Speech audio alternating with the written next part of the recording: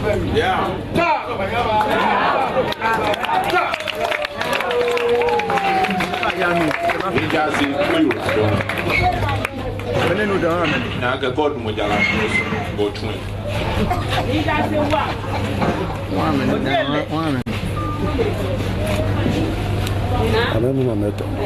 Bring it.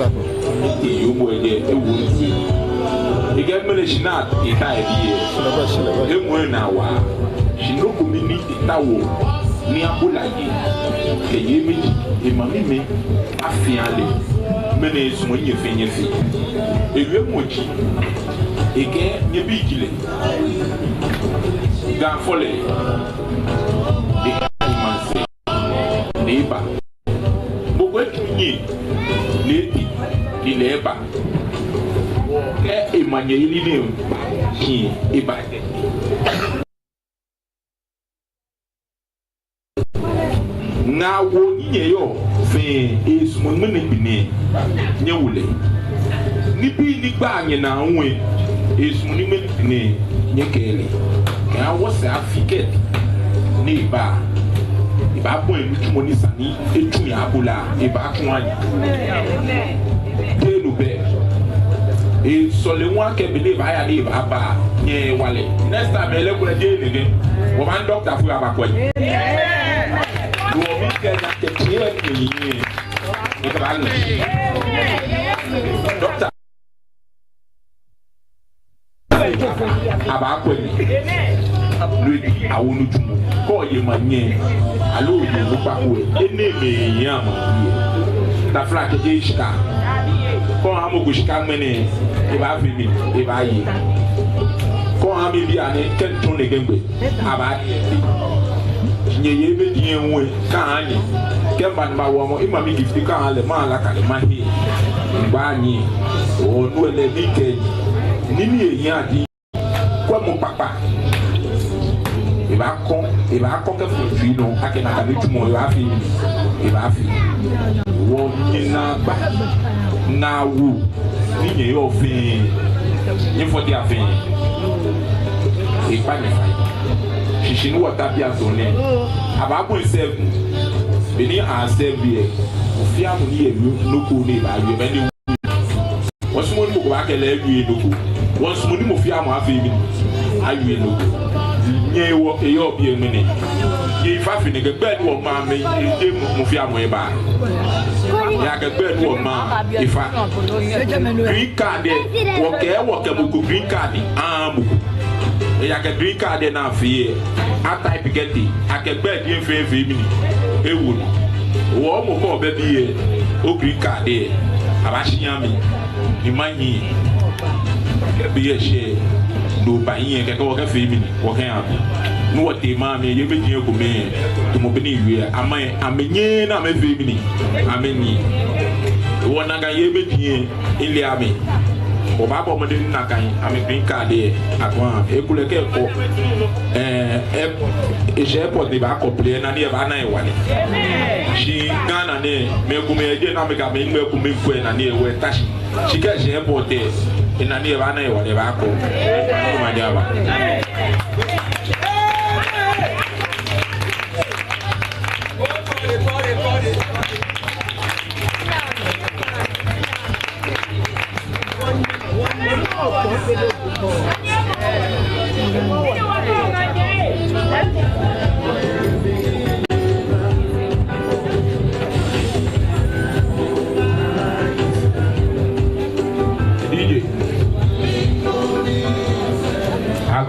Amen.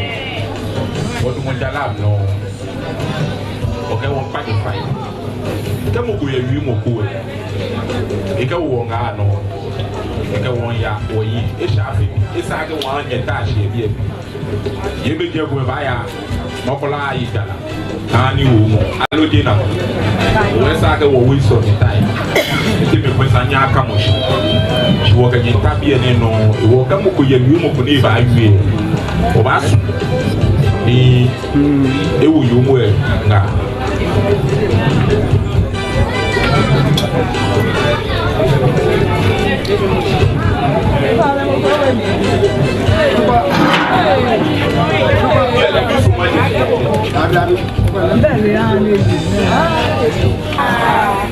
Ago feel me ake might be few mawo na few feel me ake manya ha me to few ke onu pa ni obi feel me ake no ni manya be few ne efe na pe e jake afe ko ikuda hallelujah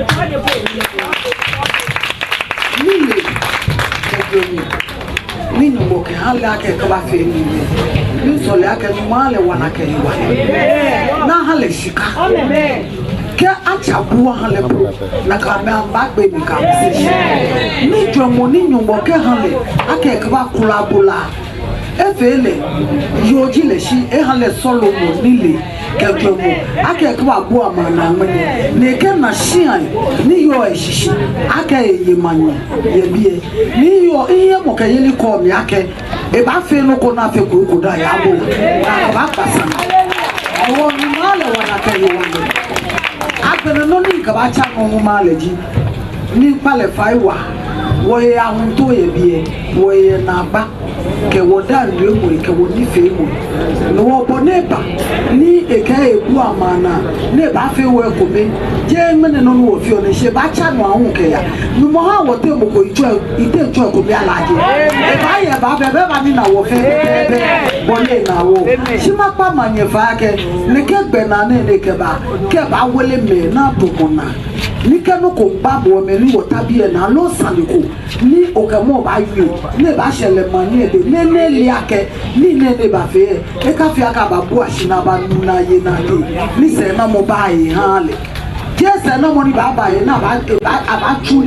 ni e ha wo alo wo ba chu ni wale sibo na fe ne na ake me ni abu amena asuma ma me ne ke susu mo shile li ake ke ba ke ba she ye ne ke we she no ke ba wole me no ni ke wo mo ko ba mo ko na ne be won ake manye be ete e ke shi ese ani e wo ke no ko wo ba ke ni aba na she manye bi ke e ba nye na kampo sami e ni chumo e chumo e ba chu ne nye e ni chumo chu pe no ne ke ba chu e wo mi mo fi odi on ma wi cha no ma ya ba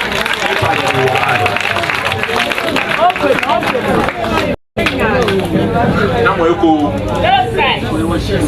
ka gele e fe nye mo na wele otini ye mo ne wele shinga wele wanta olululu ewe no ona mi ba manye ato me afuta yo alo rabia gba ma fi o assalamu alaikum wo ma mi me o ke ni wo dura wo mla lo bla ya bi mo bla ya bi ame wo mla e ko yo mo wo afa ju afuwa e teshi ba sufi mediano to ye shi ake akoto le ro abulo agbele ka tie boy aya mla aba de ko je mo shishi 12 aba ka 4 ka aba ke di o bulo mo ke jeje change atwa e wo bi alele ba le nke wo jinami ka yo mo ne ni yo ne she ni sale ya ne me ne fe abu ka ba fe no ko aje shimra me je pa e cha ma ji pa o agba aga wo ne me tu ne wanye me tu ne ame wo mla ame jo ne si ma ji nwa ba ka me je pa agba e we na keke pe jini ni country ni bi ne fe go yu aga ne yue na jami ni yue na jami shi bi ane e she na gbe ne jamo e se ba era don wo me yo tabi allo MP tabiye allo eshibaluemo nika tabi allo nika mokoye biye allo asafacho nupa ni yoga na efe ye bi onupa itashi ye biye ni sister you ne ke we mo ne ko ne ya me kinu na bi ni wo ba mene no tra shi bi ele na lu ni me ko mo ma ke yo shilele e bi ye mi na fi ono na fi o lo ko te shi lo aye lo a che na ba mo e bi le lo abakaka me pa e ba ke bo lo e bi ala lo bo fo e bi lo ale ke bi le ya jiji amane ko ba bo ba wo enyo male wo wi mo ni ani wo pese ye ododo ti odo eno ne e wo me ye na mba anya me ka me na ni amashina wa shike manye ba na ebe efe ne mo ko ni ta se no de ba biji o le nche me bia wo le ngbeje amishia de ebe ba control me wo bi ye na ka wo ka me yo ye bi o mo o mi le ta wo echon wo e wo ma pa fa ne ke wi mo ne da na ba wi ma so no nu pa italashi no wo ka fon me ye no wo pe e la ka ba je po abaje shi pa ka 11 na ba pa ka shi chechele mo ko e yi bo wo ke bibi yo ye ba te shi le la ba ye na ku ne ke ni ne na ne ke sa ne ne wi e gba na dagbi shi sa ni MP ye bi e meyo ye bi e onupa italashi na wi ne ke wi mo ne na ke wo ametoni no ni je nyo ni ka ba gbe na pe e ya manye de ke ga manche boko ye bi olu boko ye bi ne ye egbe ye ga tradition ka sele won pa 5 o afi ni bi na ke sho manye ahie ka pe na wo bo manye to bo ni manye ta hie ko na boko le ba na ke manye jile ye tu poto ka bi la mechia ngba yo lumo ye e ya ko wo lo ni tu aka be yo lumo e na wo lo be ta fla be ka di doji fe wa chiro asa banku asa yele asa gwade asa de che moto ne ta fe wo muji asa moto na asa ta e wo muji asa de che e wo muji na me ka me ye rof ye ka wo ka wo bo wo papa no ba de che ne ka asa muji ka manche me na wa me na le shia na me je e ka me ju e ma pa manye fai e le yo ma se so ne so lu pa e se ka manche ni ta ko tu ni da gbe mi ta le ba ta shi to bo ni manye ta shi ni ma ke le ndo le ni bi akona guna kan ya je ma wo ma ka bo pe amobo ya to nye shi Israel ni yo nye shi awo le ke ba ni to ka nye yo lu ke ye pa je ni bi fe tani ke ni bi le ni ya no e se ba fo ni bu le ba ba ka cha no ma ya ba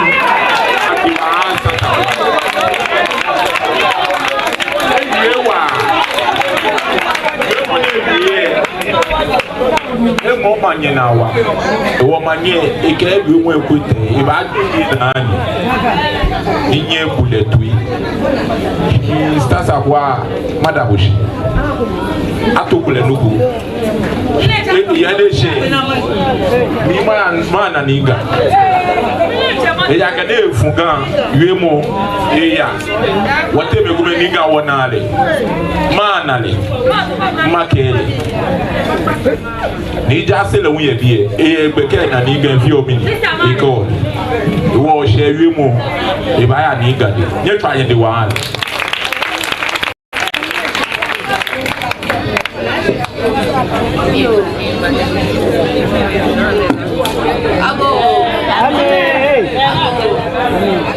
yo mi manche yo mo ko me na fi o ni wo mi e ni o mi yo wu any na sha wo mi na ke call the social media onigba New York problem is solved more never fear hun to fi o ewo mi ni mba na afi pepe na wo mi ni impo agbeke bi ana impo agbeke bi ana bo amo ni wa na ke shi ami to cultural group that's ya me ba bi baka be mpomode wa wo naka he ni na yue ehe dwemo ni na ni ke no amakwa be ke start ka de beke bi e wo beke bi 1 year ame ba bi ne afi ame ba training afi ni bi ne ame ba travel afa on the 16th ni gbe ame ba nya me fe e wo mi bia ka shika ye bi ye hia nye na bi nye hana mba fitahi because je ni amenjope a chose ame a ka me na me bia ne ka na ba ko na me ba kwa me ngwa ko pen papa hia ona no ko na kai e ke amenjomo baba hia ke yo ni ko ma me ko yo hani bonu because manye kule ba ya mabite akam na ka shinka me mami me ka me na me ke ni bi nwe abana ka ya igbani ya me hia ni ya bio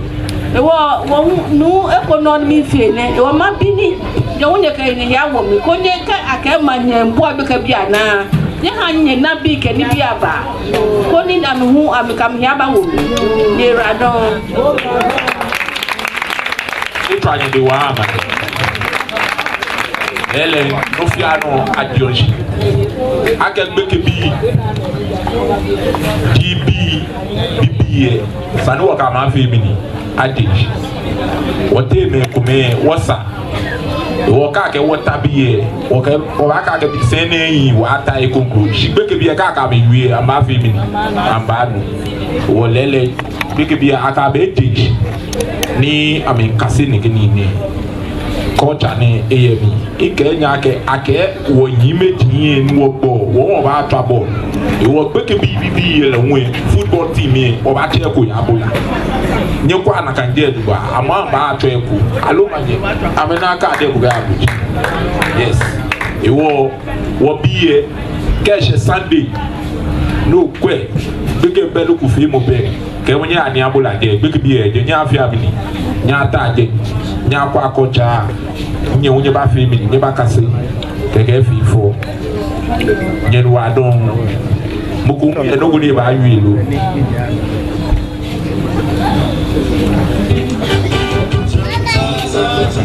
asa kwaje makelake bito nga wogu ebie iwo eke wole ti wole won pani fai boyo mo ko kwe onabiko ni eseko eko no awo ba mole koko kele wo la pate ni to kele awo mi ni ndumoshi e yo mo jose mi ina adubi eke wote eko ni wote wo ba ewi shi e ba chi wa otun e ni ke na shi na e ba je sanfle ni ba wo suni e apene ekono be je ba chele ye ayi bo blibo ke yo mo e ku bi e sha atile so ani yo le ade nya akuli e ke yi ku modan eni de enyo ke do se e ki to duwe ba ko awu isho ebi ibusani odieno bamatu mini yo duze egalile ba tonje ke na ke isho ke fi mi eyi shamele ake wo fe wo pete isho ko yo di to aja ni ke o so duze bi ame ngoye ni bata ni ndani na shi bibi o mi efi o na kan shko ma le ncha ma se duze ma ko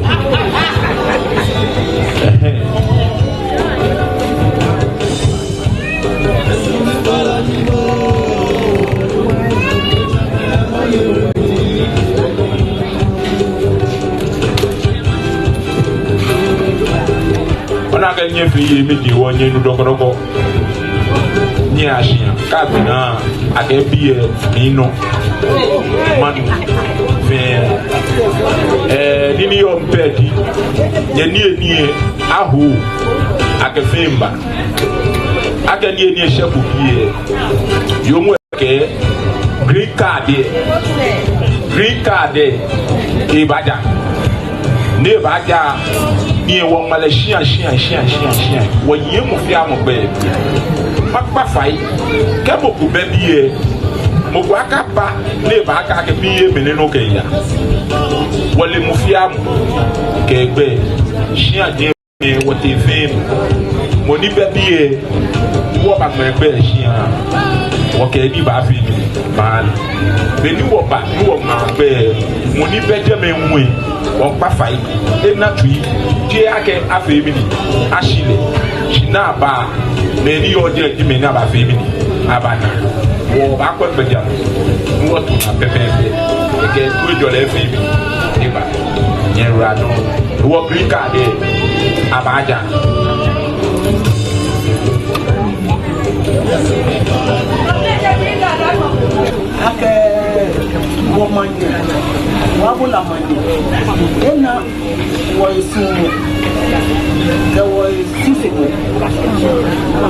Ketchup. No ma pie. You wanna consume the nani consume. Now, you wanna consume. No ke an. The jacket. Me eba. Ye mo fẹ́ mo na. Me ke yi to consume.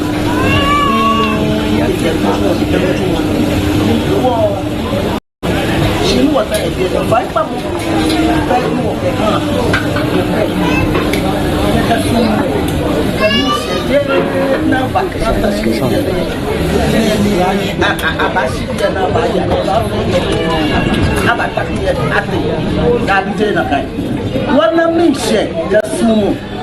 Papa mo ke ande ni la hu na mishe na ka mishe ka si mo de gawo akeke ye me ne ko na abua na ba ne ke nyo ko me ko ni manye e na fi fu wa ke awo ye me ne ni ka be yo ni ahe one city alo ahe tro ne na ake amen to hu e ya fine e ya ke wo gama che ni e ba ne na ka su mo ehie ni wa na ga wo abola manye na wu eta e ka chado ni e ka awo e wo ni awon na sumo wo ke hale e wo ni yo mo fi o ni yo ni ma gbe no ka gbe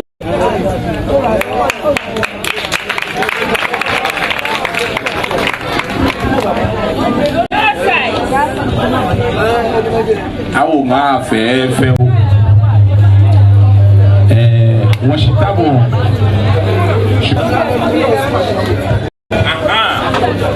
Nini opeki manye eyi na diete ewo wacha ke wodo won sumoni manya atish ne ke ni awo ye meji ad ni ke wo amedie yo foko dioko ake ma fe mi ni wo ba sumoni le atish ni ejani Iba mufia je menye tabi efe wole aka je fe be wole be ji wo ba che wo ba mark fe ko ni mo kwa aka ta flache e do lu pa mo ke maka ke mo ba e mo no e ba e ku akeke ashimoku no leta na fe bi na nya ga fe bi akian o pa di fa manyele be ba ja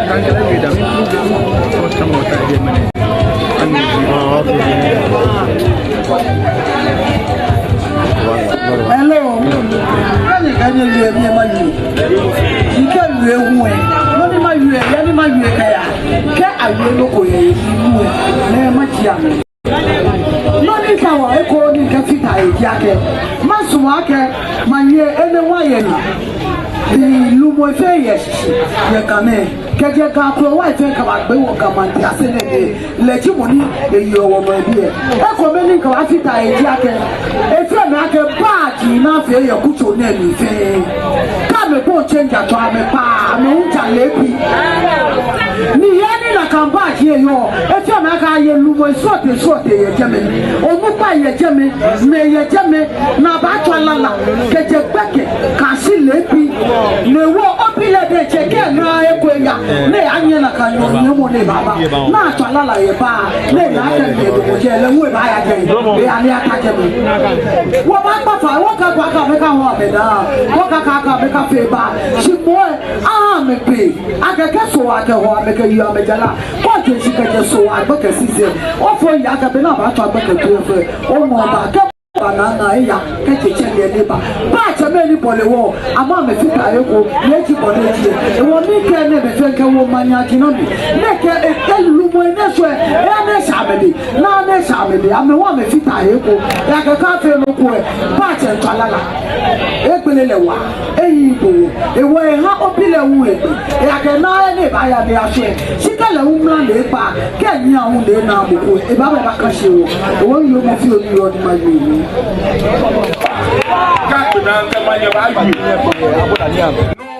part of Omo celebration, na manyana okancho the fourth di abola fen paramount queen mena gbine eboa yemejiana yeme fen ni yo akotu emi abola ma fen ni abola traditional area eboa mena fen keba abola katashi ni efe eto yagashi ekesumo ba twa abola emashi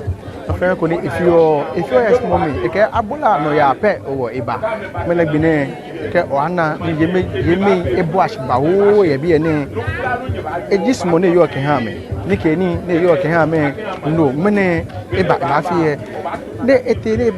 ibà alẹ́ fọlọ́ sí ẹ̀yẹ ìmàmá ńjẹ̀láwà ọ̀jọ̀gbà níjì Holland tó ní wọ̀nà ní nfọ̀ní ẹ̀mí ní èsùmọ̀ ake esumo akashi eke ha yemeni yo akuchi emi no eko nyen no ona fefo ne ofiamu pete fefefe ntu akashi ewa abola no ya kesolemu o ke o ana wo be yefo ne akpa akashi memanye ni ba jesmo ko keton mambi ne ken Michel son ji noni yomi ebe ko na ejeme bekona jeme mene ni masho na masho abola manye eje etwimi eje smoko ni ekeha abola mam pife manye wabaji abola yeme ife ni yo jeme ife no ko fefew bina fe ni ambi solemo ke jomo hale ni fefe na kan e ya no ye abola eke abola weba no ba twa abola machine ke wale ke esmo ke twife wo yemeni yo fe nye piale ye ni filmum manyena okancho the fourth niji the paramount queen of abola fe yes ene ke ga fe atofonye the Ghana state atofonye leona menene ni e fe no ko fefew nini afio mogo pambia toni no ake ni e life ke no ko ni wo yue ni wo fe bi wo fe ake eji manye ni ebo ni twe ni e shiba eke efoshi nyeme ni ba ewolenya baba ho ngana amewole eko fe e pa wo ejina mi ne ke fe ka o fe momni wo ene blue card e sheheni eba ekeni ni yo aje anu na basa ye kun wo ni keni ni yo de pa enyeme no jeme se bi ani e pa me e ka small nche e ka wa me de amena kashi eji mukoni e ka shike ha nyeme fe abola won yule tani meni ba yue amefe mi ameju mo ko ba tase e ba ke abola manyemini jesse mo ke yue o wo ba fe mi wo ba wo di de fi ona mo efe ko na mo efe ko e wo ba wo mene wo ba wo se manye e ba we fi o dani wona ke calendar ni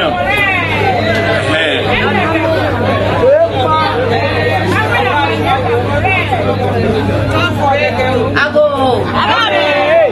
yo if the you no dey ma start the calendar oh you want the calendar nye bia na nywana nye ke last year working what the mama ke lika yo bia ne ni wala ke ga o afia o start ko je no mo won August what is calendar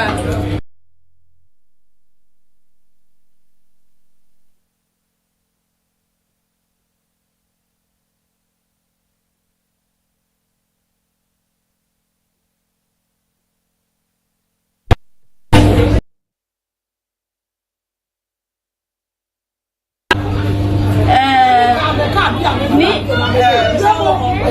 legend no ka macho ni jikremo ni moni just moni yes ebiyo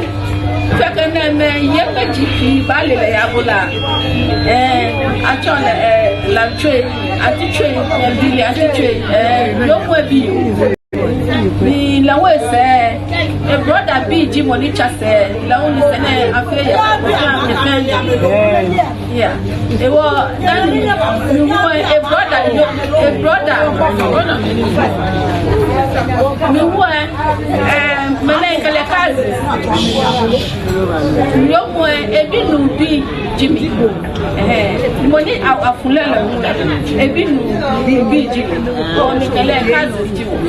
o wo ko mi no ni wo wo je hard family wo lomi wo je wo ka je ba na kola picture say bi mi ta ne ko je ga keshi abola manye ka je e ko me ka teje ame picture si ame record wan kan change ye meji e ko nu pa ye me nu pa come on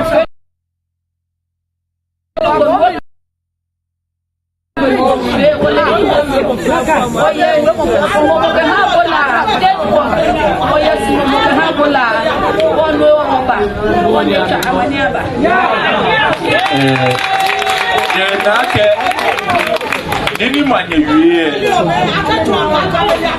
nini yo eto mo fia mwana ke Emma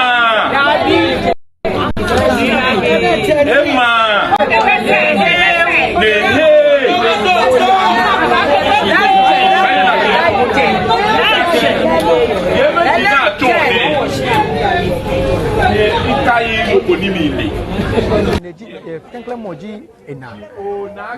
enyo no eji be enyekwe enyo no ji enyekwe ndi antitwe ni eteno eji renche e cousin ndi be apa nyemi the war Jimoni di ete wo e cousin ni renche e apa ndi ena bi le mene e she no iyo no tomninga me yo le ajele beni ayole aye homona manye na kan to the forte egbe tuntu eta eto ga ekumela nkashina ka nini je bo no ni anya no ko anya no ni je no ni anya no ko e wala le je ni ono di aga ai le ni e wo ai bi ani afi omi ayo wo no e ya mini no che ne to no manyaba ngo wana ke ha bla mo ne ni manye ke ha wone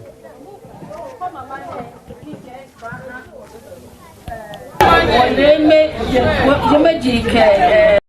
oshia o pa e je pe he ko me ke ha mo fia e ko me fe mo mi bi mi ha shia fe amen e ko me fe mo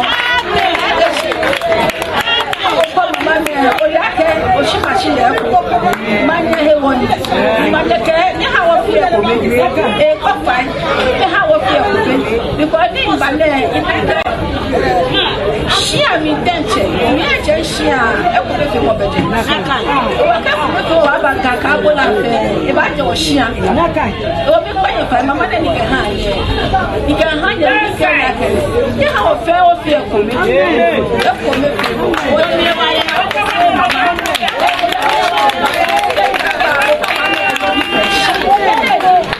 you can start it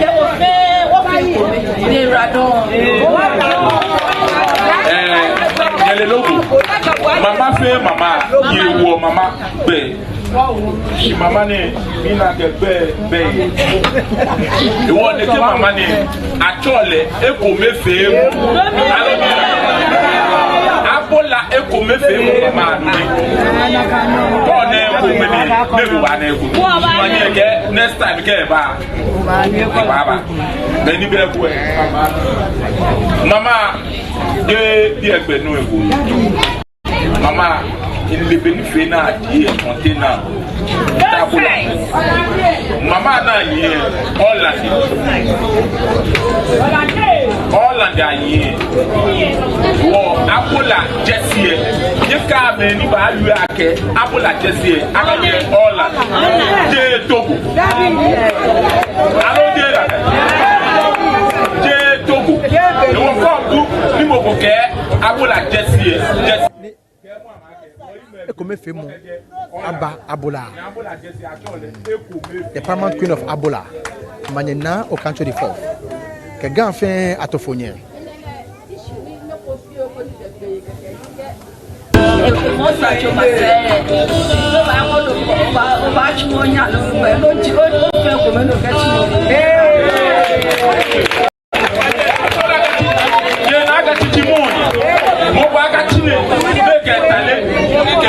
Mama ba fe mi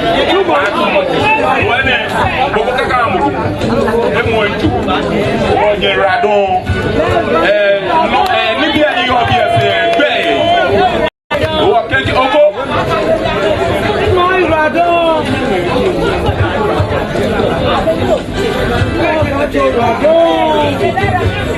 o je ma mi o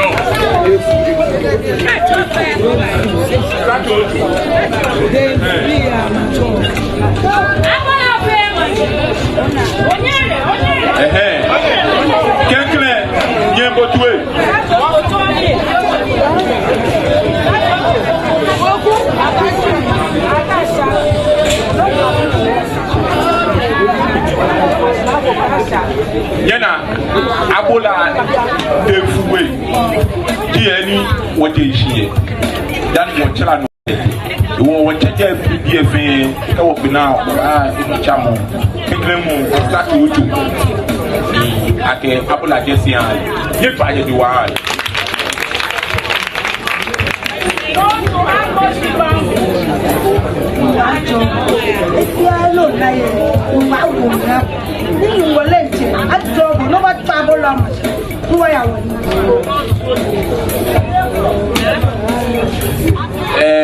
Jameno Stacy. Ingbe Stacy yo. Eba. Ah Stacy, o tashi manyeke mbaja. Manyeke mbaji.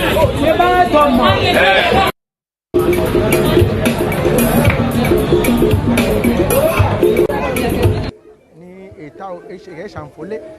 eta wa bulano ke no ya ke sulemo ke sumo ka ko me fe mo mene no e ka jinshine ke gbe na mene je gbe pe gbe na ye ke bi pi ni chano ni e ba sumo aka efe e ke gbe ke bi e ba bla ke nya gbe ba mi mo ni wo le ke chamfole e ha abula e pa e gbe le fi jami ni e ke pa be ke bi fe hu gbe wo e gbe jano to ni efe e ha ne fe is part of the omo celebration na fi o ne abula nom ni ne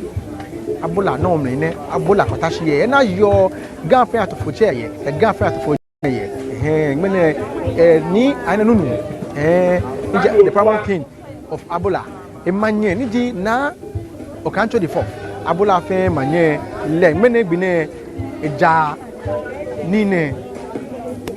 le mene le eja ni kenike ni ne ha mene eja ke na gashi e naga she ko me fi mo ke so ya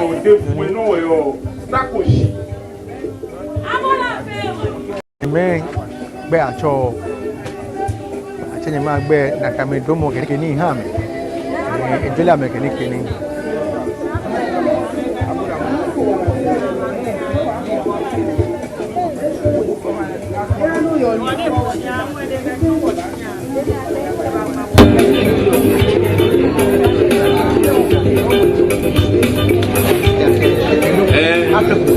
ye de foué no sta kwa le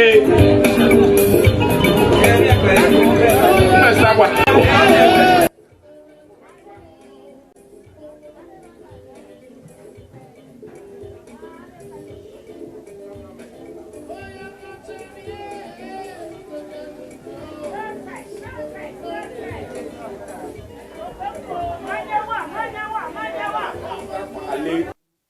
a paramount king nji ni ananunu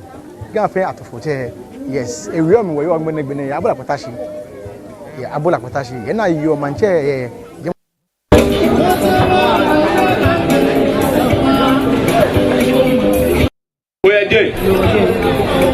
Oye no.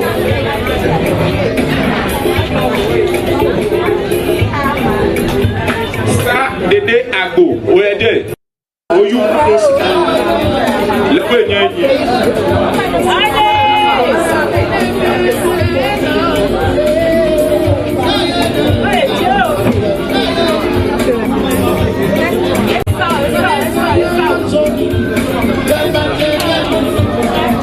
Ati amele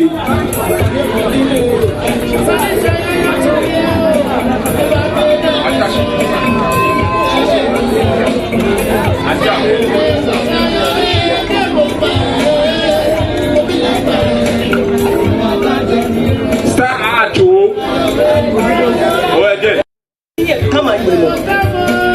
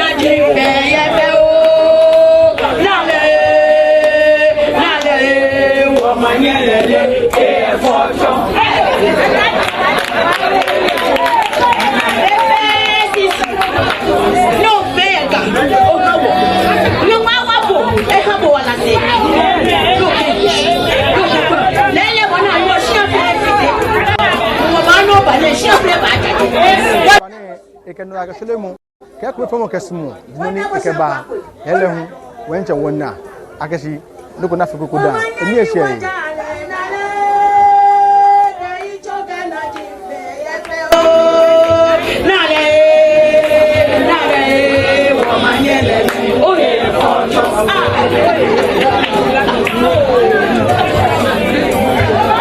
Sarah Lamke. Sarah Lamke. Wọ́n gbà fàyè yóò mú ẹ efu yàrá ìwọ kẹwàá jẹ́bù yóò bẹ́ bí ẹ oní ọkọ̀ àgbèsì efidẹ́bù àdánù Sarah Lamke.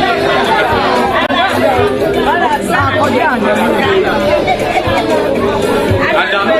Sarah Lamke. Sarah Lamke. Adanu no Auntie Grace. O fare no ba.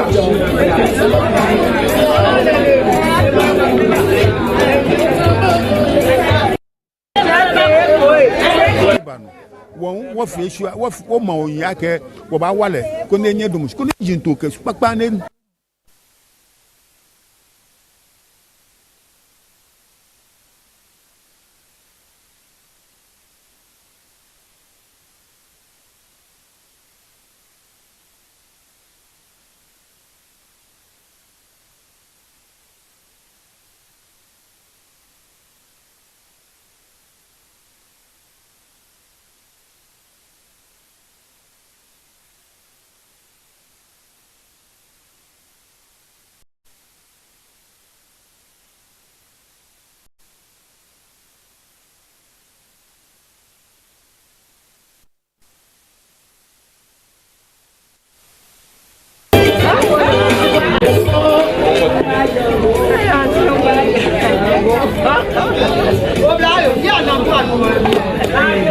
Comfort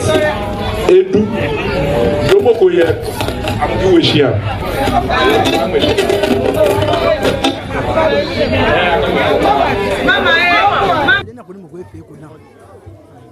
Leji first ni nani wo mi gaga ni wa jole ni wa sa fie e fe ni fe na kan hawo ni pe ni yon ma yini e ani o fe o mi e se wo yi won dale won bi domo e no ya won hale ni wa sa fie e fe ni fe na kan hawo pe fie ni wonye onu tumo mi no ma che benke iyo mu akume e bi ene na won ena mi shojogba e yake no construct e afi me na e bi ene ma baba bi o fa ne to yo ken yo jogba me na ni te no ne ni manye na ka cho for fio ne me no yo ke mo ye e bobode ni e fo o fe efe wo fo no ma jole Saudi ma we no gojo no ma ne Saudi ke lo pe wo bi onu mo e bobode wa renche e ha wo yin so na mi se menele mi meneje mi se gbe na mi se wa won mi da ni mo se akeba fe fo ni to monike do pe jino ni yo ke mo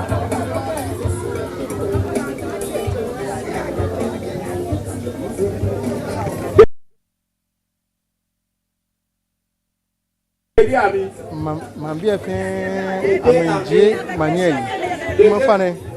ni wo de manieli ma se be ko ni ko na sa na gba ye no ni ya no mo ne mo fe mo wi aka ji no ko na fe ko down bo mi ni oyo ke mo ye yi Over na bia. La mo ka chwe na. pon da na Over na bia. togo Bo bia. o mi ke ina ko wi bia ne shi emi e she ife ni ni no ma che benke wo onye ko be ko ni ko na sa na gba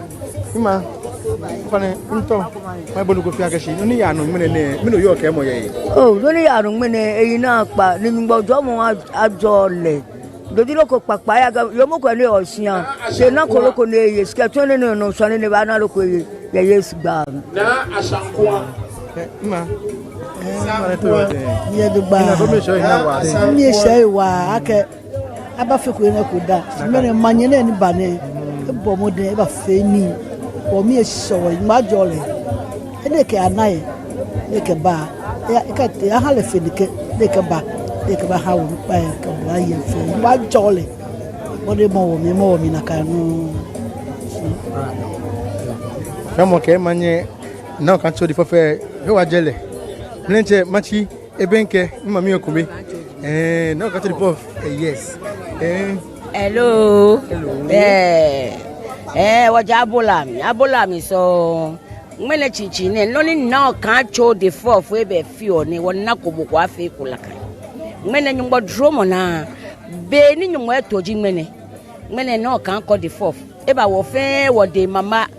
ke wo calendar ke wo elibi won daleshi boni yale la kan no shi anu kwale wo ka sanji bi egmen yan ke bi ani wo shi an fi fe fite e ko mefe mo be wo shi an bi ani wo tawe ko mefe mo e be ba sa shi an shi fe ha wo nu wo fe ko me ke wo yin wo te shika oni boni yale e ya ni gba gbele hanle e wo ni ngo pe ni ba jole mo ko fe ni ba jole janyumbo e wo ke fe hanyumbo le bomodin be ba she wa sa fie enna no ni fela kan nyuma hale wala se kele le be ya shon le nye le ke sa shin aji fe le toton won daleshi amen si ake la kuni o la han ke fe mas la kan la ko be ha manye no kan cho de fof manye e fopi e woni ba no ni wole lala wo manye ni wo ja na le ke yi choke na jinfe ye fe o na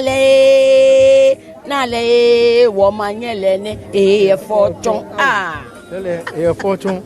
e fo be pieje egbomo chu epe sisu ke ba hu chon e fo ma che be ke me ti ya ho le won mo fi o ne yo ne ke fi si ya ho Wono na jeli ncho. ma ni yo ke mo ye ni fi mo ne Oh no ni penny yo ke mo peji. E wa nyuma jo manye. ni ehale wale ke dwemo ke nga ke ne ke Solomon e ke hale ake abola manchen ya eheko wonda ngo shake ba ichano la ke ba chano fini ba ya no fini shimomi kan wejina mi ake ke fe wado afu e wo mu ko wo jugba ja ka abola manchen ma ke ba ko she na ko de kan ke le ba e ba chano ya wo no ma jo le o ke mo ke mo ajo wonye ke ni papa ni ifio he no we ano no o ko nyime bana sanegba no bia me amemi hye na me na ye hia me ne ma fana to yo te awo mi na ke to bo na pa ya ke mi hye so no ni ya no ngene ne mi no yo ke mo ye ma ani yo ke mo ne mi hye san enuna akemanye mi bi wa ijole mi hale mi bi wa le mi hale enu tumo fe ayano pa egla e ba shu yin wo sa fi wo na ti deke ne na iwale ne ka ba wo ke ba ne ya kelenya nakai chaba nyaba ya ye mo mi wo chere nye ni fe mo hie ke ape green card ne ake form ba ya ima ko manye yo kelenya okay e ba ya nkele ba ya wo ja ke ko ni ya mi ta ni ya heleje nko yo shimo ekpande gba fan ba hwe yen le ti enu tumo no moko ne ba fe nìkan ke leta bon alo ko bon no ba pe afu edan bo wo pafa enu tumo eka bo mantue ne ka bo majano tue simon eko enu tumo no ne enye no ne kpande gba fan aba hwe yen twa manyaba hele manye na ka the fourth abola fe manye e Paramount Queen ke agbene gan fe atofonye yes akekpa fe ne gba e ba hwe jomo joni wonyeme ka wona me bio ha manyo na kancho ni minche benke nyaho inbody manye nyaho mi manya bra mene fe gbe frotoko ya abola mini okoyo ke mo ye ni fe mo ne awon ni ma ke pedi wo mami enyu ma jole ma hala hiwale ni wo sa fie efefe nike ke tete shika ni lo le kwa shewono lo pe yo ni ma ke lo ora don nye bo enu ko fi o ke mo ko fi oni ma ke ji no ni mami na efi o ne efi wo na pe fi o e ja ke je me fi ni fi o na ka wo yo ni ba wo le hiwale ni ma twa la gbogbo awo yi no mi ni fi ni ba te se e wo le nyu bo hiwala yu an le do ni bi o no na le ke ma jole ke su efi ya ke wona ko no na efi o na ko ko je ko tri mi na efi na ko da wo wonderless yo lele onye yue eke mo fem ko atene ya adwo e fon na ka e fon ahwemo ente yo ware nche ano hale ne ebuhi e ale shioka nipa e kutungo konko mi no na efi o ngene ne e na gba ne fe da gbeke bi ona lele jimo wapa jini wotawo ke jomo dron ni wotawo ke hale iwo jomo ajo omanye na ka to the fourth inye inbody manye mene fe besun kuko mi yo ke mo ye no kan chonu tumo ne no ko be fe wo ke shira ba la le ngbe ni ke bi na eban ni le manye o ka chu e be ne to fe mene ji be ni nyumo ke aba na le fan enu tumo ke je man sa ko ba gbe bi e o shira fe no no ma le gbo mo chu wale duemo ke nile e ko me fe mo sumo ne ke te shie gan fe akuchi fe me no ma na ka ne ba ni na wote me ko ma ye o da se wo se o ka fe sale gba wa wo bi ke wona bi no ko ber ma ke fe nyongo jomo afi ma fe adu afi mali fatara samawati wal ardi anta wali fi dunya wal akhirati tawafani musliman